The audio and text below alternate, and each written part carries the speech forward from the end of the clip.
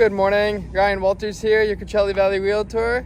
Today we're at University Park Village again, touring University Park, taking a look at the Century Collection, specifically residence number 2. This is the second of 3 model homes for this collection, and this is slightly bigger than the first one. The first one was 1,550 square foot, and model 2 is at 1,750 square feet. If you could please like, comment, and subscribe, and let me know what else you guys would like to take a look at here in Palm Desert, Palm Springs, or anywhere in the Coachella Valley. I'm here to help. As mentioned, this is the University Park Village area of Palm Desert. We are directly next to the University, Cal State, San Bernardino campus, as well as the University of California Riverside campus. These are up-and-coming campuses, both not too large yet, but I think in the next couple of years we'll see a lot of development throughout this area. Let's go in and take a look at residence number 2.